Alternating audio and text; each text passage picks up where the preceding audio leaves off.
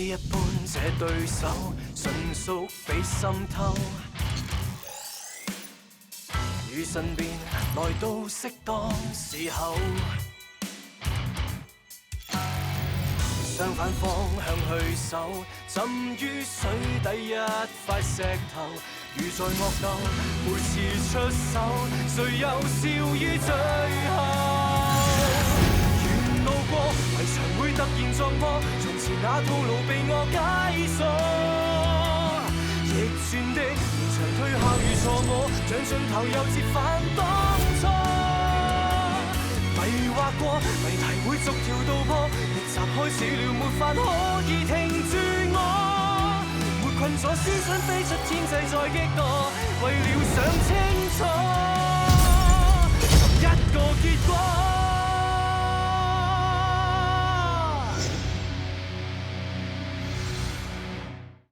មានគណៈនេះអាចកំបាំងឈ្មោះអាមីបមើលទៅទំនងជាភើស៊ីដានីយ៉ែលពួកយើងត្រូវការលោកជួយអាការៈឯងប្រសើរឡើងហើយឯងចាប់ផ្ដើមចាំបានរឿងជាច្រើនសារយេសៀនមកប្តឹងពួកយើងថាលោកកំពុងតែលាក់បាំងការពិតតាក់ទិននឹងរបាយការណ៍ជបុយស៊ីលឹកនាងធ្លាប់ជួយខ្ញុំមិនចង់ល្អកកនឹងគ្នាទេគឺតាក់ទងជាមួយនឹងប្រព័ន្ធកុំព្យូទ័រប៉ូលីសខ្ញុំចង់ស្នើឲ្យអាប់ក្រេតប្រព័ន្ធទាំងមូល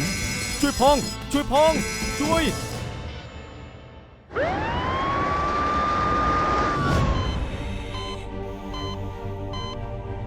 ចង្វាក់បេះដូងខ្ពស់សម្ពាធឈាមធ្លាក់ចុះហើយបាទ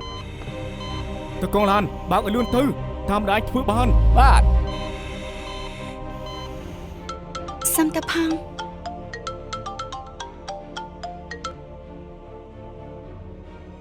អាឡូពួកយើងខលពីមន្ទីរពេទ្យចិនជាសាច់ញាតិឆៅឈៀនធានមែនទេចាគឺខ្ញុំ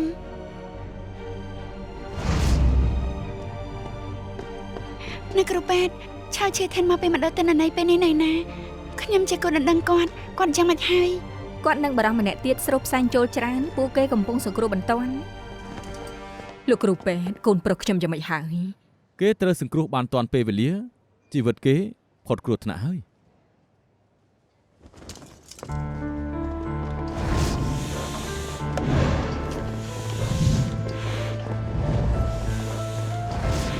ដានញ៉ាអ្នកនាងមិនអាចចូលចិត្តបានទេដានញ៉ា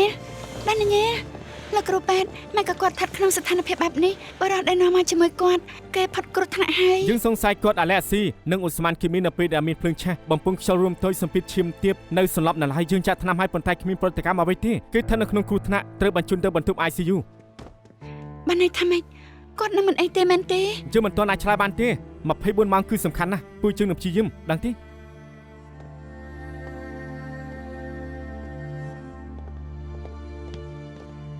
យ៉ាងម៉េចដានីយ៉ែលមិនហើយហាកំពុងតែសង្គ្រោះពេទ្យថា24ម៉ោងក្រោយគឺជាពេលដែលសំខាន់សង្ឃឹមថាដានីយ៉ែលមិនអីទៅចោះកុំបារម្ភពេកដានីយ៉ែលប្រកាសជាមិនអីទេ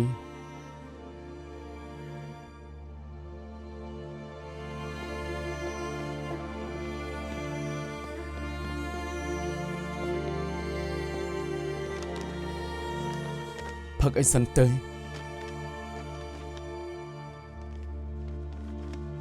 ផឹកសិនទៅមិនអីទេណាបើនាងឃ្លានសង្វាច់នៅទីនេះ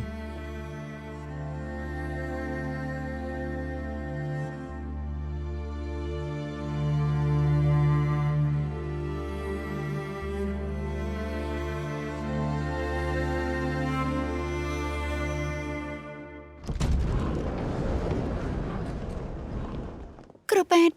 ឆៅឈៀនធានយ៉ាងម៉េចហើយស្ថានភាពគេនឹងនៅហើយមិនគ្រោះថ្នាក់ទៀតទេតែយើងរកឃើញគេអាឡែស៊ីនិងអូស្មានគីមីដែលស្គាល់ថាប្រូមីននៅកន្លែងភ្លើងឆេះប៉ះពាល់ដល់បំពង់ខ្យល់និងសរសៃឈាមនៃបេះដូងធ្វើឲ្យខួរក្បាលខ្វះអុកស៊ីហ្សែនដូច្នេះគេនៅសន្លប់តែជួបប៉ុណ្ណាទើបគេដឹងខ្លួនទៅខ្ញុំក៏មិនទាន់ដឹងថាពេលណាដែរគេអាចក្លាយជាមនុស្សរុក្ខជាតិដែរទេអាចថាអញ្ចឹងក៏បានដែរមានវិធីផ្សេងអាចជួយគេបានទេតាមវិទ្យាសាស្ត្រអាឡែស៊ីប្រូមីនគឺកម្រខ្លាំងណាស់ពួកយើងមិនអាចស្មានដឹងថាផលវិបាកខាងមុខយ៉ាងម៉េចទេអាការៈគេនៅពេលនេះនឹងនៅហើយតែត្រូវស្នាក់នៅពេទ្យដើម្បីតាមដានអាការៈបន្តទៀតបច្ចុប្បន្ននេះមិនទាន់មានថ្នាំណាអាចព្យាបាលរោគនេះបានឡើយខ្ញុំចង់ជួបកូនដណ្ដឹងខ្ញុំ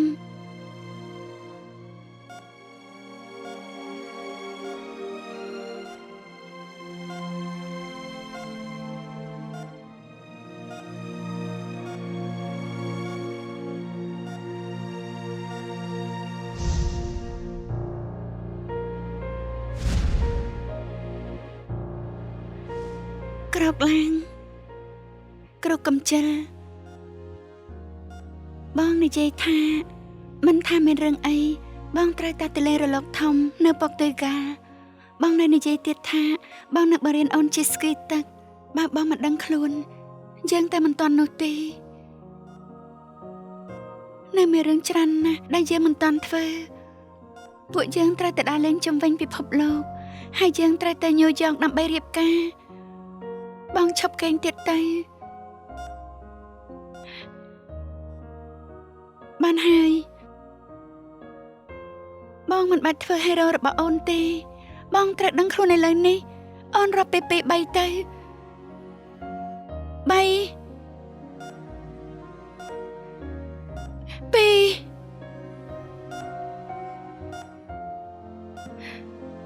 1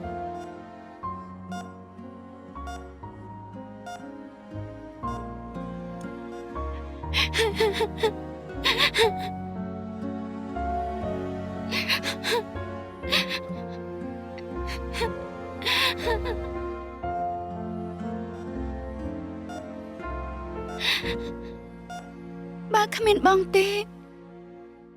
ឲ្យអូនធ្វើយ៉ាងម៉េចទៅ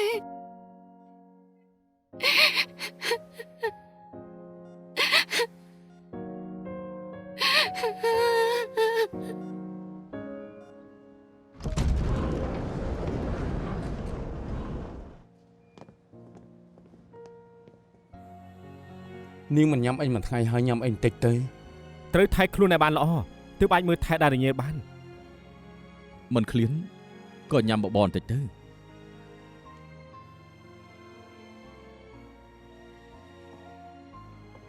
អាណា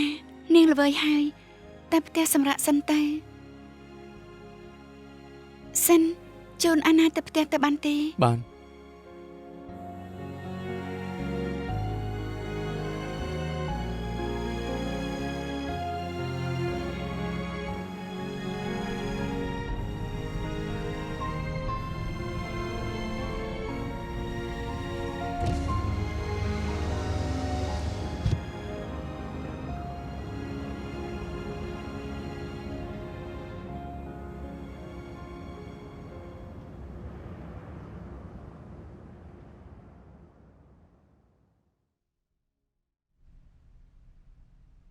ផ្នែកអគ្គិភ័យជូនដំណឹងមកថាមូលហេតុភ្លើងឆេះបន្ទប់ server នៅមណ្ឌលទិន្នន័យគួរឲ្យសង្ស័យពួកគេរកឃើញខ្សែភ្លើងនៅបន្ទប់ server មានការខូចខាតបណ្ដាលឲ្យមានការផ្ទុះនៅលើម៉ាស៊ីនមេរកឃើញឧបករណ៍បង្កើនចំហេះធ្វើឲ្យឆេះរាលដាលឆាប់ អញ្ចឹងនេះមិនមែនជាអបតហេតុទេ បច្ចុប្បន្នក្រុមប្រឆាំងអក្រិតកម្មតាមដានរឿងក្តីនេះពួកគេរកឃើញបុគ្គលិកសង្ស័យ2នាក់នៅមណ្ឌលទិន្នន័យពួកគេប្រកាសបុគ្គលិកคล้ายៗដែលចូលបន្ទប់ server សង្ស័យថាជាស្នាដៃពួកគេ TCD ក៏រកឃើញដែរថាប្រព័ន្ធសុវត្ថិភាពមណ្ឌលទិន្នន័យត្រូវ hack សោបន្ទប់ server ត្រូវ hacker គ្រប់គ្រងដូច្នេះពេលកាត់ហេតុទ្វារជាប់សោរួមទាំងកាមេរ៉ាសុវត្ថិភាពថតមិនបានពេលកាត់ហេតុទេដូច្នេះអ្នកណាចេញចូលក៏មិនដឹង អាចតាមដានថាអ្នកណាជាអ្នកធ្វើទេ ពួកគេលុបកញ្ចៅដៃចោលទាំងអស់បើចង់យកមកវិញគឺត្រូវការពេលវេលាអ្វីក៏រកមិនឃើញជនល្មើសចាក់សោទ្វារបន្ទាប់ពីគេទាំងពីរចូលក្នុងបន្ទប់ server ពួកគេទាំងពីរគឺជាគោលដៅ បុគ្គលិកដែលចូលទៅខាងក្នុងជាមួយដារញ៉េលគេឧស្សាហ៍ចេញចូលបន្ទប់ server ណាបើគេជាគោលដៅឱកាសគឺមានច្រើនណាស់តែហេតុការណ៍កើតឡើងក្នុងស្ថានភាពនេះមើលទៅដារញ៉េលជាគោលដៅតែមួយគត់ ប្រព័ន្ធសុវត្ថិភាពមណ្ឌលទិន្នន័យមានកម្រិតការពារខ្ពស់គេហែកចូលបានកំណត់គោលដៅលើដានញ៉ែលជនសង្ស័យបំផុតគឺ Percy ច្បាស់នឹងថាដារញ៉េលជួយជាងស្រាយកូដ encrypt គេខ្លាចប៉ះពាល់ដល់ផែនការគេទើបមានបំណងចង់កំចាត់ដារញ៉េលចោលគឺមានតែអញ្ចឹងនោះទេណា ហេតុអី Percy នឹងដាក់ខេងដឹងពីសកម្មភាពពួកយើងច្បាស់ម្ល៉េះរឿងក្តីនេះធ្ងន់ធ្ងរនឹងខ្លាចជាផ្នែកមួយនៃការវាយប្រហារភេរវកម្មបើការស៊ើបអង្កេតបំបែកបានឆាប់កាន់តែល្អ លោកគូផ្នែកអគ្គិភ័យរកឃើញមូលហេតុភ្លើងឆេះហើយនៅមានបញ្ហាអ្វីមែនទេវាមិនមែនជាឧបទ្ទហេតុ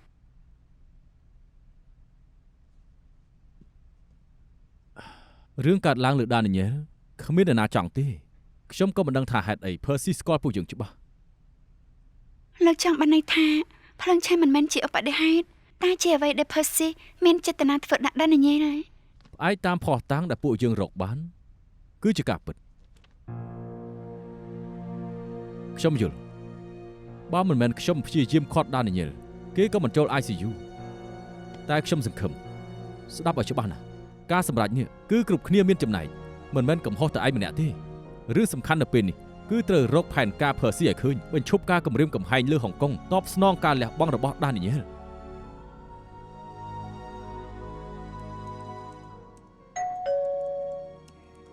ដឹងថាធ្វើម៉េចឲ្យអ្នកជំងឺសន្លប់ដឹងខ្លួនវិញទេតើមានវិធីអាចជំរុញអ្នកជំងឺសន្លប់ទេតើមានថ្នាំឬវិធីព្យាបាលអាចដាស់អ្នកជំងឺសន្លប់ដោយសារ Alexi Promin ទេ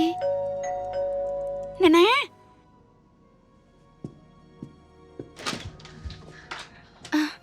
អាណាសុំទោសខ្ញុំរវល់ណាស់តាមសម្រួល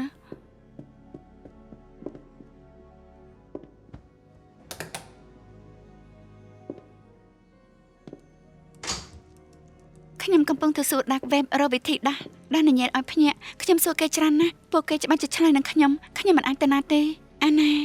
តាំងពីមកពីពេទ្យនាងមិនញ៉ាំមិនសម្រាកខ្ញុំទិញអាហារឲ្យនាងខ្ញុំមិនឃ្លាននេះមិនបាត់ទិញឲ្យខ្ញុំទេខ្ញុំត្រូវផ្ដាត់អារម្មណ៍រកវិធីដាស់នញ៉ែលពេទ្យទាំងនោះថាมันអាចជួយដាស់នញ៉ែលបានតែក្នុងដាក់វេបមានមនុស្សច្រើនប្រភេទច្បាស់ជាមានអ្នកជួយខ្ញុំនៅរកវិធីជួយដាស់នញ៉ែលឲ្យបានខ្ញុំសុំទោសបាទខ្ញុំមិនខាត់នាងណាដាល់នញ៉ែលឲ្យនៅនេះមិនខុសគឺ Percy លោកមកប្រាប់ខ្ញុំអស់ហើយគឺ Percy គេជាអ្នកដាក់អន្ទាក់ធ្វើបាបដាល់នញ៉ែលគេជួយមនុស្សនៅក្នុងដាក់វេបឲ្យប្រហារភេរវកម្មខ្ញុំអាចរកអ្នកក្នុងដាក់វេបឲ្យជួយដាល់នញ៉ែលបានដូចគ្នាដាល់នញ៉ែលនឹងមិនអីទេខ្ញុំស្គាល់អ្នកក្នុងដាក់វេបច្រើនណាស់ពួកគេច្បាស់ជាជួយខ្ញុំពួកគេនឹងឆ្លើយតបខ្ញុំពួកយើងនឹងរៀបការរួចទៅ honeymoon ជាមួយនឹងគ្នាទៅជិះស្គីទឹកដើរលេងកន្លែងផ្សេងជុំវិញពិភពលោកពួកយើងមានកូនប្រមាណអ្នកជាមួយគ្នាទៀតបានញ៉ែនឹងមិនកាត់អីទេ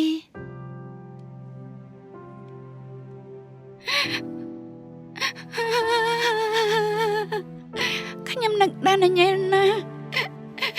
ខ្ញុំមិនដឹងថាត្រូវធ្វើអ្វីទៀតទេខ្ញុំបានធ្វើគ្រប់យ៉ាងអស់ហើយខ្ញុំមិនដឹងត្រូវធ្វើអ្វីទៀតទេសុំទោស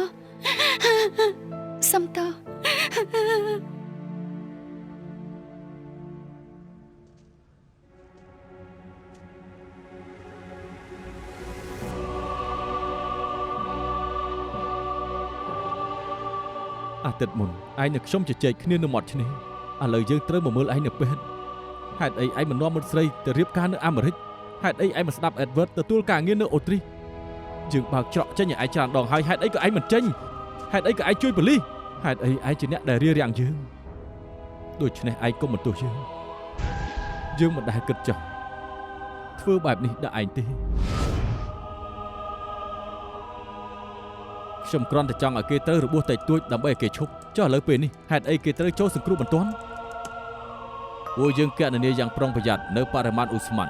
រួមទាំងឧស្ម័នពន្យឺតនៃការឆេះនិងប្រព័ន្ធពន្លត់ភ្លើងស្វ័យប្រវត្តិតាមធម្មតាវាមិននាំគ្រោះថ្នាក់ដល់មនុស្សទេដូច្នេះនេះជាអបតហេតុគេមានសភាពធ្ងន់ធ្ងរព្រោះតែគេអាឡែស៊ីនិងឧស្ម័នណាពិតមែនពេលនេះគេបានឈប់ស៊ើបអង្កេតតាមសំណើរបស់លោកហើយពួកយើងធ្វើការងាររួចរាល់ហើយប្រុសបាននៃអាឡែស៊ីឧស្ម័នប្រូមីនគឺ1ក្នុង10លានហេតុអីមួយនោះជាឯងទ្រាំឲ្យបានសម្លាញ់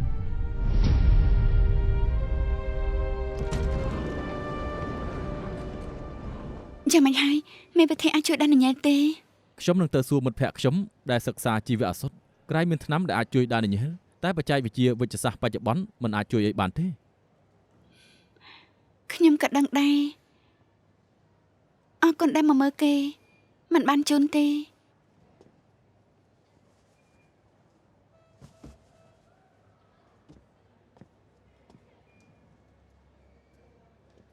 ខ្ញុំមិនដឹងលួងនាងយ៉ាងម៉េចក៏គ្មានបំណងធ្វើអញ្ចឹងដែរតែខួរក្បាលមនុស្សស្មុគស្មាញបច្ចេកវិទ្យានិងថ្នាំរីកចម្រើនរាល់ថ្ងៃអាចស្អែកមានវិធីព្យាបាលគេក៏ថាបានកុំបោះបង់ចោលអីអរគុណដែលលួងលោមតែខ្ញុំត្រៀមចិត្តរួចហើយដានញ៉ែលអាចបែបនេះរហូតខ្ញុំមិនបានផ្ដល់ក្តីសង្ឃឹមខុសដើម្បីលួងលោមនាងខ្ញុំស្គាល់ដានញ៉ែលច្រើនឆ្នាំគេរឹងមាំប្រឈមនឹងការលំបាកមិនងាយចុះចាញ់គេមិនធ្វើដូចជានាងនៅពេលនេះទេ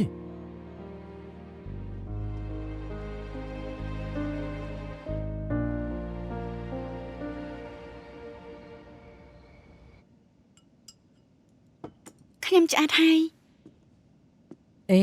ញ៉ាំតែបន្តិចនឹងឆ្អែតហើយហ៎មកវា កូនយើងបែបនេះពី3ថ្ងៃហើយគួរតែសួរនាំនាងកើតអីអត់ ចាំបាច់សួរនាងដែរ អូនដឹងថាមានរឿងអី ពេលណានាងមិនចង់ញ៉ាំអីមុខនាងស្អុយរាល់ទៅលើកមកពីអាសិនប្រុសថោកទាបនោះ តើជួការពិតទេគួរតែសួរនាំឲ្យប្រកប បងនិយាយត្រូវខ្ញុំនឹងទូរស័ព្ទទៅសួរឲ្យដឹងរឿង អូនប្រុងទូរស័ព្ទទៅឥឡូវ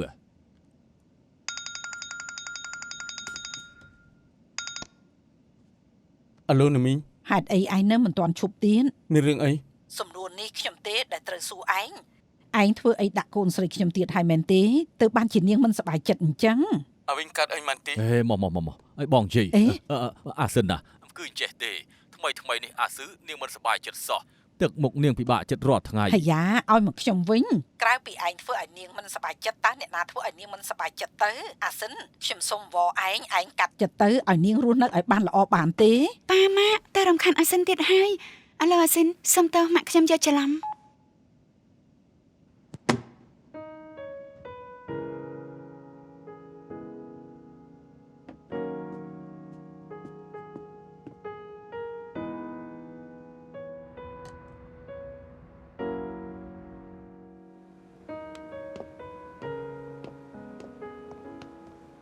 សុំតើផងម៉ាក់ខ្ញុំមិនដឹងរឿងទៅខលទៅរំខានលោកសុំតើ មិនជារឿងធំដុំបាយហើយខ្ញុំមកជួបសុំទោសក៏បានខានជួបពូមីយូហើយពូគាត់និយាយលឺអាចដឹងថាពូគាត់មានសុខភាពល្អខ្ញុំក៏សប្បាយចិត្តអង្គុយសិនទៅបើនាងពិបាកចិត្តយ៉ាងហ្នឹងច្បាស់ណាស់ថាពូគាត់បារម្ភរឿងដានញញែលមែនទេនឹងពិបាកចិត្តដែលដានញញែលត្រូវបែបនេះឥឡូវនាងដឹងហើយថារឿងរ៉ាវមកពីផឺស៊ីនាងកាន់តែខឹងខ្លួនឯងនាងឆ្ងល់នឹងខ្លួនឯងហេតុអីខត់ដំណើរពូគេធ្វើឲ្យគេត្រូវសន្លប់មិនដឹងខ្លួន លោកគូព្យាយាមលួងខ្ញុំដែរសូម្បីអាណាក៏មិនបន្តខ្ញុំ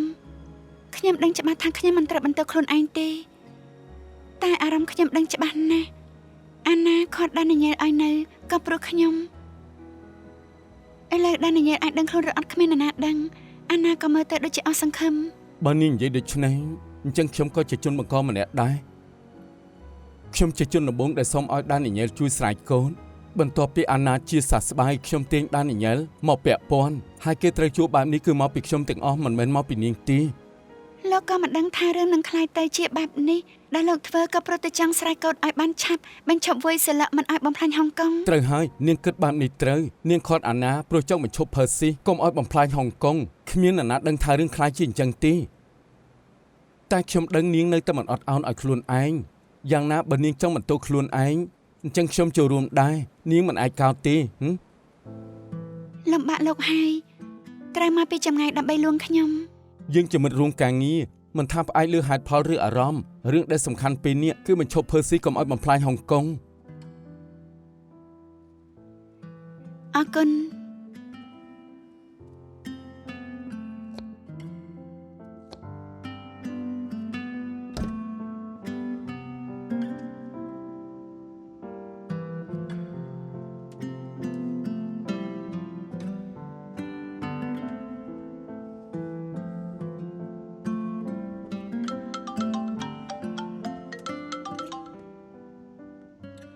Alo, Edward អាណានាងមិនអីទេដានញញែលយ៉ាងម៉េចទៅហើយ គឺដូចតែមុនអញ្ចឹងគេមិនទាន់ដឹងខ្លួនមែនតែស្ថានភាពគេប្រសើរឡើងច្រើនហើយកុំបារម្ភអី សុំទោសដែលឲ្យនាងមកលួងលោមខ្ញុំមិត្តនៅសមាគម Decrypt ផ្ដាំឲ្យសួរសុខទុក្ខគេ អរគុណ ដានញញែលបានសុំឲ្យសមាគមជួយស្រាយកូដរបស់ Percy ពួកយើងសម្រេចបាន 70% ហើយគួរតែគ្មានការឆ្លោះឆ្លួយទេតែគេសន្លប់ហើយប្រហែលជាគ្មានប្រយោជន៍ទៀតទេ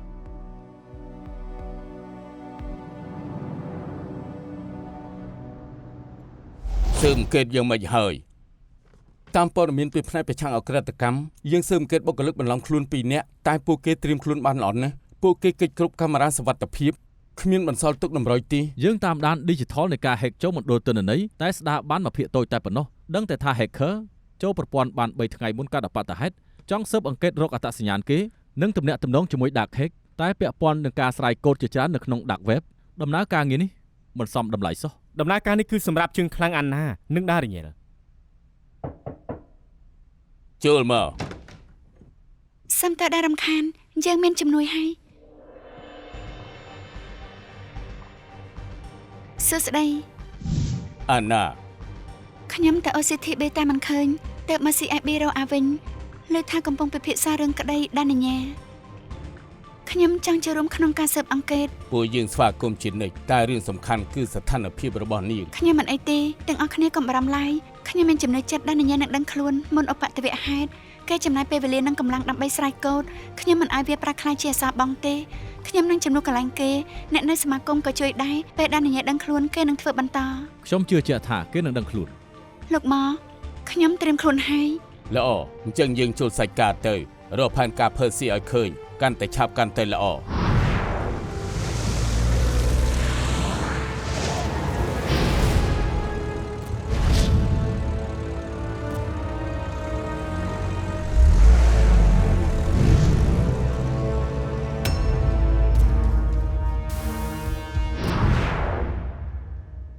សមត្ថកិច្ចគ្រប់សង្កាត់ចុះត្រួតពិនិត្យរាប់ផ្ទះសំណាក់អូតែលយុវវ័យរាល់ថ្ងៃរកមិនឃើញជនបរទេសណាគួរឲ្យសង្ស័យនោះទេ ទទួលបញ្ជាសុំទោស ប្រហែលថ្ងៃនេះគ្រប់គ្នាហត់នឿយហើយទៅផ្ទះងូតទឹកបដូរខោអាវឲ្យមកវិញទាហានស៊ីឈ្នួលក៏ចេះសម្រាប់ដែរពួកយើងក៏ដូចគ្នាថ្ងៃនេះប៉ុណ្ណឹងចុះ អរគុណលោកសិន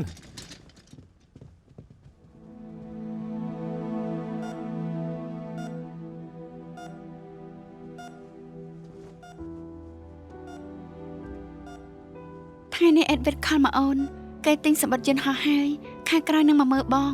គេកាន់តែដឹងច្រើនជាងមុនហើយរាល់ពេលដែលគេនិយាយពីរឿងបងគេទប់ទឹកភ្នែកមិនជាប់ទេ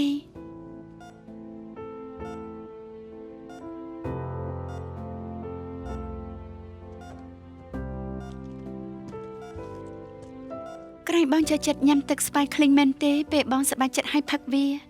ពេលផើនឹងធ្វើឲ្យបងរងាពេលដែលបងកាត់ទុកឲ្យបងផឹកវាពេលផើនឹងធ្វើឲ្យបងរីករាយ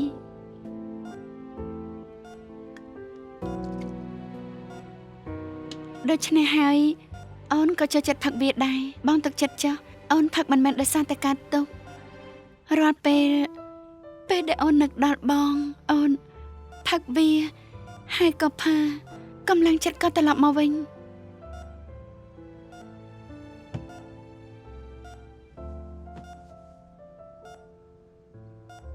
អូនសន្យានឹងមើលថែខ្លួនឯងបានល្អនឹងខំប្រឹងបញ្ចប់បេសកកម្មរបស់បង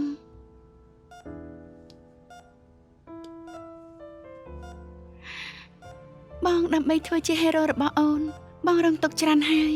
តែហេរ៉ូក៏ត្រូវការសម្រាប់ដែរឥឡូវទុកឲ្យអូនថ្ងៃមួយពេលដែលអូនទ្រាំលែងបានបងធ្វើវិញចុះហើយបងនឹងជាអ្នកចាត់ចែងគ្រប់យ៉ាង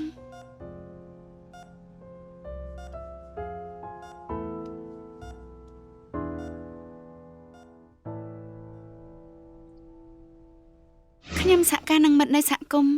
ចាប់បានដាន hacker ដែលលួចចូលមណ្ឌលទិន្នន័យតាមរយៈ dark web មិនតាន់ស្គាល់អត្តសញ្ញាណតែរកឃើញគេមានតេតើនឹង dark cage អញ្ចឹងអាចសន្មតថាផឺស៊ីជាអ្នកបញ្ជា dark cage ឲ្យដុតភ្លើង សារ encrypt រវាង dark cage និង Percy យើងស្រ័យបានមួយចំនួនឃើញថាក្រុមទាហានស៊ីឈ្នួលមកដល់ហុងកុងហើយម្នាក់ជាអ្នកជំនាញគីមីហើយផ្សេងទៀតជាអ្នកជំនាញបំផ្ទុះ ពួកគេចង់បើកការបំផ្ទុះគ្រាប់បែកនៅហុងកុង គោលដៅពួកគេជាអ្វីហើយនៅពេលណា ពួកយើងរកបានតែប៉ុណ្្នឹងទេ ភ្លើងឆេះនៅមណ្ឌលទិន្នន័យព្រោះ server ឡើងកម្ដៅបណ្ដាលឲ្យមានការផ្ទុះតូចមួយថាវាជាផ្នែកនៃផែនការពួកគេ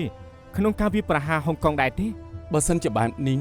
ពួកគេច្បាស់ជាមកដល់ហុងកុងមុនពេលដានញ៉ាកើតរឿងពួកគេរៀបចំផែនការយូរហើយយើងក៏ស៊ើបយូរដែរតែរកមិនឃើញពួកគេធ្វើរឿងជាច្រើនពីក្រោយខ្នងយើងខ្ញុំនឹងជូនដំណឹងទៅកងកម្លាំងការិយាល័យសន្តិសុខក្រុមប្រឆាំងភេរវកម្មក្រុមជំនួយចល័តឲ្យពង្រឹងការយាមល្បាតនៅតំបន់សហគមន៍ស្ថានភាពកាន់តែយ៉ាប់យ៉ឺនពឹងលើអ្នកទាំងអស់គ្នារត់តម្រុយឲ្យឆាប់ឃើញ ខ្ញុំទៅយកឡានបើលោកស៊ិនហៅប្រជុំថា5នាទីទៀតទើបខ្ញុំទៅដល់លបងនៅឆៃវ៉ាន់មួយយ៉ាងម៉ោងនេះស្ទះផ្លូវណាស់15នាទីមកមិនទាន់ផងឯងទៅមិនទាន់តែខ្ញុំជំនាញបើកឡានជួយឲ្យណាឡានខ្ញុំលោកវាងរំខានលោកជួយតាមរកឡានខ្ញុំផងអរគុណណាពូវួយឡានយើងត្រូវគេលួចបាត់ហើយបើរកឃើញបានសគុណទៀតរកប្រពន្ធខ្ញុំឃើញចង់បានអីក៏បាន អេស្ដេចឡាន រកប្រពន្ធខ្ញុំឃើញហើយ ខ្ញុំសួរក្នុងក្រុមអ្នកស្រឡាញ់ឡានមានគេឃើញឡាន SUV មួយគ្រឿងក្បែរហាង X Game នៅជីនធានទំនងជាប្រពន្ធលបង ផ្ញើប្រាប់លោកសិនផង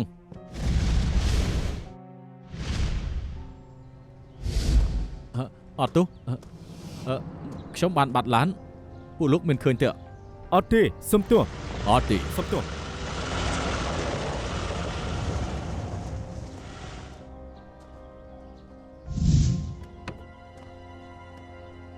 អត់ទោះយ៉ាន់ឡានលោកធ្លាប់កែច្នៃមែនទេ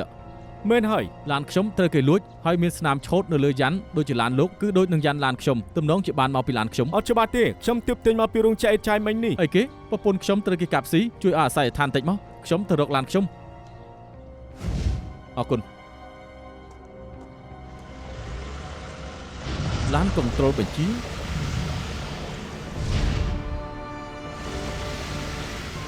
មានអីសប្បាយទៅ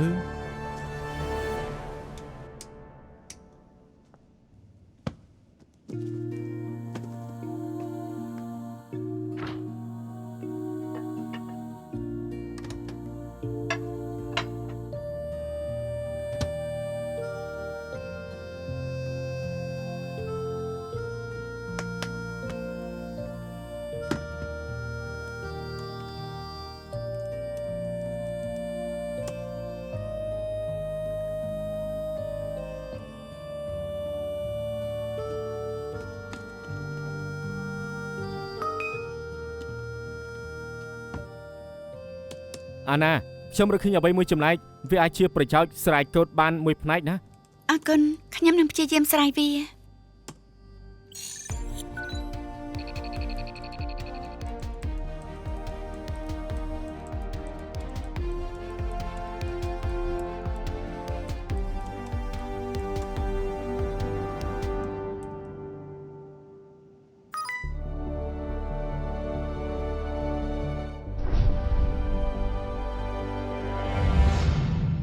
អាមន់ដឹងថាជាណា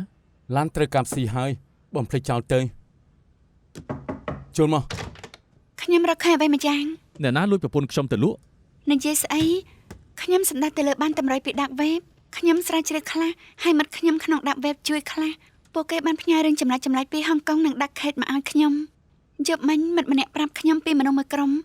ដែលព្យាយាមលម្អិតផ្លូវនាវាសាស្ត្រហុងកុងស្ថានភាពដឹកជញ្ជូនផ្លូវគោកនិងផ្លូវទឹកនៅថ្ងៃផ្សេងគ្នាពេលផ្សេងគ្នានិងក្នុងអាកាសធាតុផ្សេងគ្នានិងបានឆ្នៃរថយន្តនិងទូកល្បឿនលឿនបញ្ជាពីចម្ងាយ ពួកគេយកឡាននិងទូកមែនតែនតែឆ្នៃជាទូកនិងឡានបញ្ជី ការលេងឡាន SUV ដែលសប្បាយបំផុតគឺការបើកជំនះគ្រប់ស្ថានភាពផ្លូវយកវាទៅធ្វើឡានបញ្ជាអាពួកនេះចាំបានពេលតាមរកប្រពន្ធខ្ញុំមានមនុស្សឆ្នៃឡាន SUV ទៅជាឡានបញ្ជា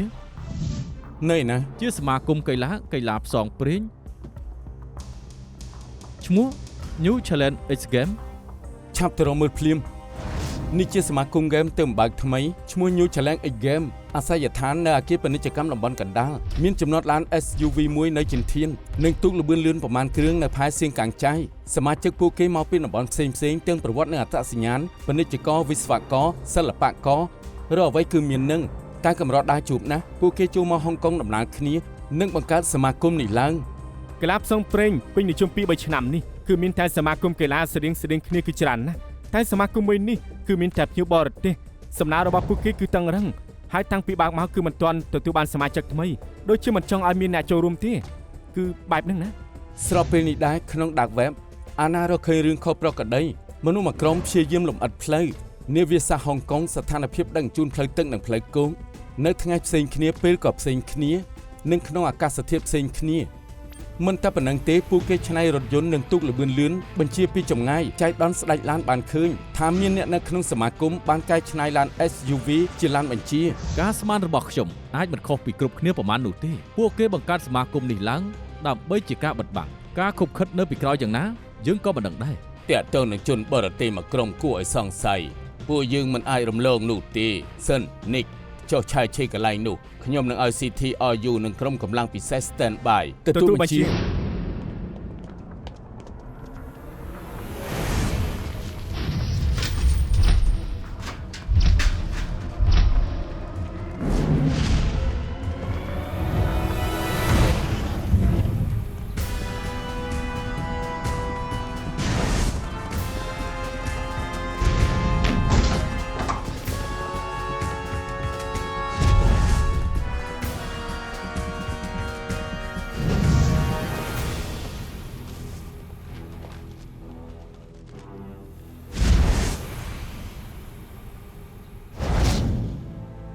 លោកសិន មើលទៅដូចជាផានទី នៅមាននេះទេ លោកសិន ន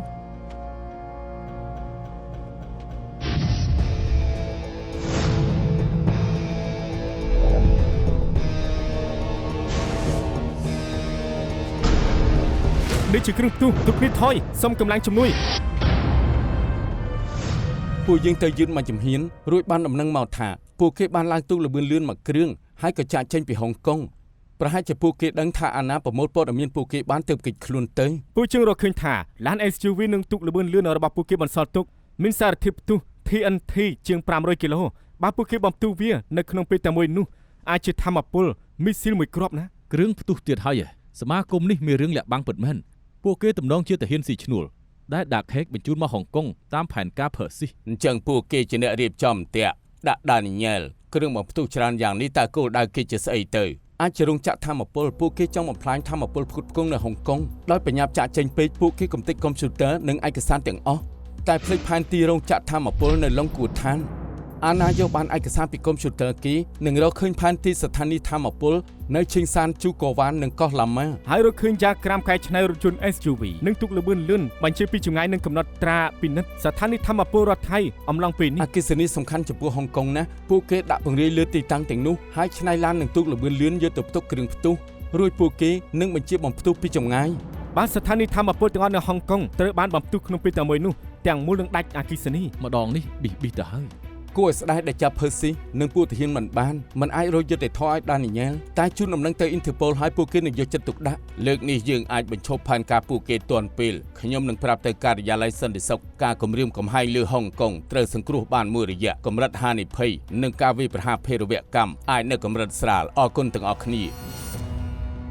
ខ្ញុំប្រាប់គ្រប់គ្នាឲ្យគិតរកឲ្យញ៉ាំហើយកត់ទុកតែបែរជាសម្រេចញ៉ាំនៅកង់ទីនទៅវិញទុកខ្ញុំជាលោកមកឲ្យយ៉ាងម៉េចហ៎ មែនហើយថាចង់ផ្ដល់រង្វាន់ឲ្យអ្នកគ្រប់គ្នាចង់ញ៉ាំអីក៏បានដែរនេះជួយរិះខំផងណា ហើយព្រោះតែរឿងក្តីវាប្រហារភេរវកម្មខ្ញុំនឹងរកគេខានជួបគ្នាយូរ ខ្ញុំ ហើយ ខានជួបមិត្តភក្តិយូរហើយមិនចង់នៅ single ទេដូច្នេះហើយទើបជ្រើសរើសញ៉ាំអីសាមញ្ញនៅកង់ទីនទៅ សូម្បីបរិះកំពូលញ៉ាំកំពូលផឹកនៅមិនចង់ទៅញ៉ាំខាងក្រៅគ្រប់គ្នាពិតជាហត់មែន ពួកយើងចង់ប៉ាគ្រប់គ្នាញ៉ាំអីឆ្ងាញ់តែមើលទៅបាយមួយម្ហូបពីរគ្រាន់ហើយបាយមួយម្ហូបពីរល្អអន្តើដុល្លារកំពុងឡើងថ្លៃផង អេលោកមកលោកក៏ញ៉ាំបាយមួយម្ហូបពីរដែរ លោកជាអនាគតប្រធាននាយកដ្ឋាន ខ្ញុំអត់ញ៉ាំបាយមួយម្ហូបពីរខ្ញុំញ៉ាំបាយមួយម្ហូប3ណែឈុតនេះអាចត្រូវថែមប្រមាណដុល្លារតែបើចេះកំងចំណេញច្រើនអានឹងទាល់តែចេះក្បួនអូសូមអ្នកក្លាហានជួយណែនាំផងម្ហូប2មុខឬ3មុខនៅតែប្រើចានដាក់ប៉ុនគ្នាដំបូងកំងបាយមួយម្ហូប2សិនពេលចាប់ដាក់ពេញចានហើយត្រូវនិយាយថាសូមទោសផងខ្ញុំដូចជាចង់យកឈុតម្ហូប3មុខ ដូច្នេះអ្នកចាប់អាហារនឹងចាប់ឲ្យលោកបានតែបន្តិចទេ កន្លឹះសំខាន់គឺយើងយកមកមុខណា បើមិនសាច់ក៏ម្លែដែរ No ខ្ញុំអត់និយាយពីប្រភេទម្ហូបទេខ្ញុំនិយាយពីទម្រង់ម្ហូបអាចរាប់បាននិងមិនអាចរាប់បានសាច់ជ្រូកហាន់និងជើងមាន់គឺអាចរាប់បានអញ្ចឹងមិនអាចបានតែជាការកំណត់ទេ អូខ្ញុំយល់ហើយសាច់បំពងពូតនិងតៅហ៊ូហិលមិនអាចរកបានពួកគេចាប់ឲ្យតាមអារម្មណ៍ ដូច្នេះពេលកំងចាំបាច់ត្រូវយកអារម្មណ៍មិនបានមុនរួចចាំថែមអារម្មណ៍បានតាមក្រោយយល់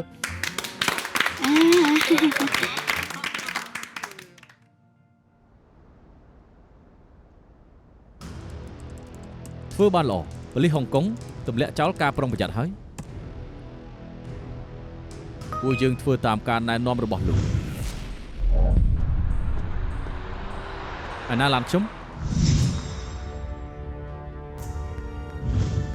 ប៉ូលីសនោះដឹងថាឡានត្រូវគេលួចហើយផែនការទៅបានយ៉ាងរលូន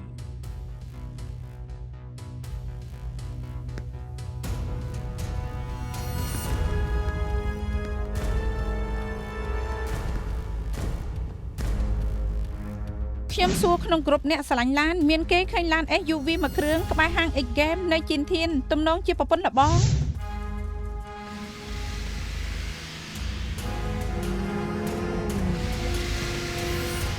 មានអីសប្បាយលេងទៅប្រើគណៈនៃអនាមិកបង្ហោះផែនទីហុងកុងតារាសាស្ត្រនិវាសសាស្ត្រនិងជាក្រាមកែច្នៃឡាន SUV និងទូកល្បឿនលឿន មិត្តនៅដាក់វេបម្នាក់ប្រាប់ខ្ញុំថាមានមនុស្សមួយក្រុមព្យាយាមលំអិតផ្លូវក្នុងផែនទីនិងនិវាសសាស្ត្រហុងកុងនិងបានច្នៃរថយន្តនិងទូកល្បឿនលឿនបញ្ជាពីចម្ងាយ ប៉ូលីសហុងកុងត្រូវយើងបោកបានហើយប្រតិបត្តិការពិតប្រាកដគឺនៅ3ខែក្រោយហើយត្រូវតែជាប្រតិបត្តិការឥតខ្ចោះបំផុតប្រកាសជាបាន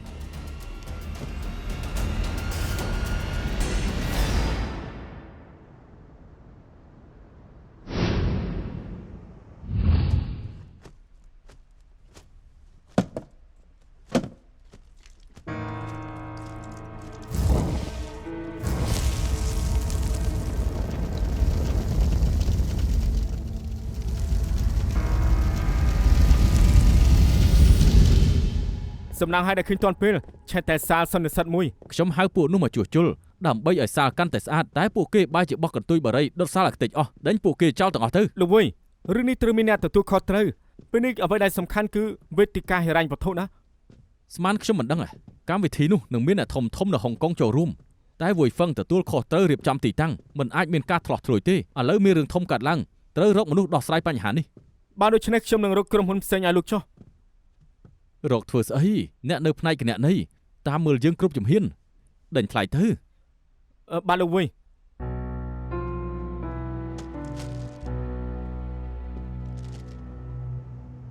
លោកវុយរកបាន4ក្រុមហ៊ុនដេញថ្លៃសម្រាប់ការជួសជុល3នេះជាក្រុមហ៊ុនក្នុងស្រុកហើយមួយនេះជាក្រុមហ៊ុនក្រៅស្រុកណា អូខេក្រុមហ៊ុនក្រៅស្រុកមានបន្ទុកខ្ពស់យកក្រុមហ៊ុនវិស្វករ E&M នេះទៅ កូតានៃក្រុមហ៊ុនមួយនេះទោះបីជាទៀបជាងក្រុមហ៊ុនដតេ 20% ប៉ុន្តែបង្កើតឡើងគឺមិនទាន់បានកន្លះឆ្នាំទេគ្មានបទពិសោធន៍ធ្វើគម្រោងធំខ្ញុំបារម្ភពីគុណភាពការងារពិតមែនណាលោកវុយ ខ្ញុំចូលចិត្តក្រុមហ៊ុនក្រៅស្រុកទើបបើកថ្មីពួកគេមកហុងកុងទទួលធ្វើគម្រោងឲ្យវុយហ្វឹងក៏ដូចជាសាងកេរ្តិ៍ឈ្មោះនៅហុងកុងបានទាំងគុណភាពទាំងតម្លៃមិនខ្លាចខាតនោះទេ គិនចេះទៅខ្ញុំនឹងទៅស៊ើបពីពួកគេបន្ថែមលោកមើលសិនទៅណា ឆ្លាតបន្តិចបានទេគណៈនាយកក្រុមហ៊ុនដកហូតលុយខ្ញុំហើយក្រុមហ៊ុន E&M ពួកគេត្រូវធ្វើអីពួកគេដឹងហើយយល់ដែរទេ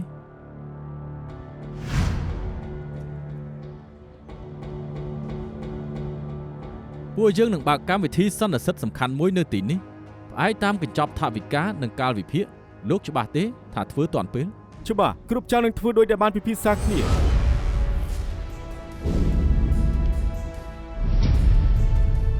ជំនួយការខ្ញុំនឹងតាក់ទងទៅលោកតាមក្រោយ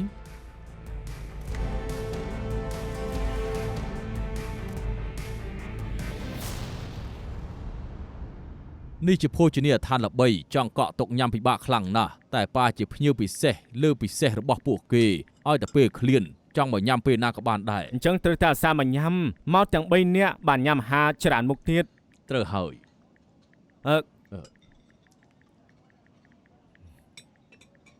ខ្ញុំនឹងហេសលពីខែនេះគឺរវល់នឹងការងារបន្តិចហើយនៅប៉ុស្តិ៍ប៉ូលីសគឺមានក្តីច្រើនហើយមេធាវីក៏មានកិច្ចការច្រើនដែរហើយពួកគេអាចសម្រាប់បានតែពេលសវនាការសម្រាប់តែប៉ុណ្ណោះណាលោកប៉ា ប៉ាយល់ការងារសំខាន់ជាង ញ៉ាំស៊ុបទៅតោះ ល្អ សុំទោសខ្ញុំរវល់តបអ៊ីមែលកូនក្តីថ្មីនេះរៀងរវល់ មិនហើយរយជប់នៅពេលដែលនាងរវល់ធ្វើការគឺញ៉ាំតែនំប៊ីស្គីតែប៉ុណ្ណោះទេ មិននឹងបានទៅមនុស្សរឹងមាំដោយសារតែអាហារទោះជារវល់យ៉ាងណាក៏មិនត្រូវភ្លេចញ៉ាំដែរ ខ្ញុំដឹងហើយថ្មីនេះអាកាសធាតុផ្លាស់ប្ដូរត្រូវស្លៀកពាក់ឲ្យក្រាស់កុំឲ្យផ្ដាសាយ ល្អ ញ៉ាំទៅមកហូបតិចឲ្យហើយណាញ៉ាំទៅ ចាំប៉ាចាប់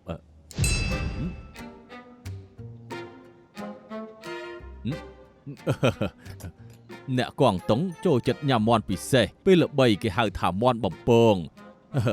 មិនសូវប្រកែកគេហៅថាមាន់ថ្មីបើសំណាងនឹងរើសបានមាន់មួយក្បាលតែបើសួយមាន់នឹងរត់បាត់ ត្រូវហើយ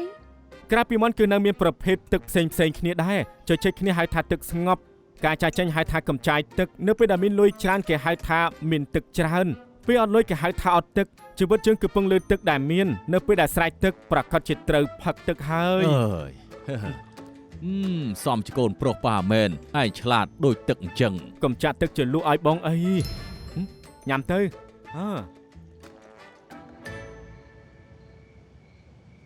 ហើយ សំណាងហើយដែលបងអាចយល់ពីកំ pl ែងក្រៀមភាសារបស់ប៉ាបងមិនអញ្ចឹងអូនអង្គុយមិនស្ងៀមឡើយ គាត់ក៏ជល់ថាគួរឲ្យអាម៉ាស់ដែរគាត់មិនចង់នៅឯកោទើបហៅពួកជើងទៅញ៉ាំអីជាមួយយើងខាន់ទៅលេងគាត់ជួមកហើយគាត់ក៏បានដឹងខ្លួនថាខកដែរ អូនមិនចង់ឲ្យគាត់មិនសប្បាយចិត្តដូចជាការមើលទូរទស្សន៍អញ្ចឹងអូនចូលចិត្តមើលប៉ុស្តិ៍អង់គ្លេសគាត់ចូលចិត្តមើលប៉ុស្តិ៍ចិនចំណូលចិត្តខុសគ្នា ប៉ុស្តិ៍អង់គ្លេសក៏មានអក្សរចិនរត់ពីក្រោមដែរតើ រឿងខ្លាំងមិនអាចបង្ខំបានទេអូនចូលមកក្នុងជីវិតបងនិងប៉ាបងហើយប៉ាបងចូលមកក្នុងជីវិតអូននិងបងនេះជាការពិន ដោះស្រាយមានច្រើនជាងបញ្ហាបើមើលប៉ុស្តិ៍ខុសគ្នាអញ្ចឹងគាត់មើលប៉ុស្តិ៍ចិនហើយអូនក៏មើលប៉ុស្តិ៍អង់គ្លេសទៅហើយបើសិនជាមើលជាមួយគ្នាអាចមើលនៅក្នុង Channel TVB Drama Cambodia ទៅគឺមានភាពយន្តច្រើនណាស់គ្រួសាររបស់យើងគឺមានភាពរីករាយមិនថាចឹងឯងសំណប់ចិត្តគ្រប់គ្នានៅក្នុងគ្រួសារមានភាពរីករាយបញ្ហាតែងតែមានដំណោះស្រាយអូននៅតែជាអ្នកស្រីសិន អូនខ្លាចថាបងពិបាកមិនរៀបការទេ លន់តា ល្អឯង លើកមុនអូននិយាយឡើងព្រៃផ្សៃថា ហាមនិយាយពាក្យរៀបការនៅនឹងមុខខ្ញុំអូនមានព្រៃផ្សៃឯណា ឥឡូវអូននិយាយ អូនមិនរៀបការទេហើយរបួសចាស់ចាប់ដើមជាហើយមិនល្អទេ ឈប់និយាយហើយទៅងូតទឹកវិញ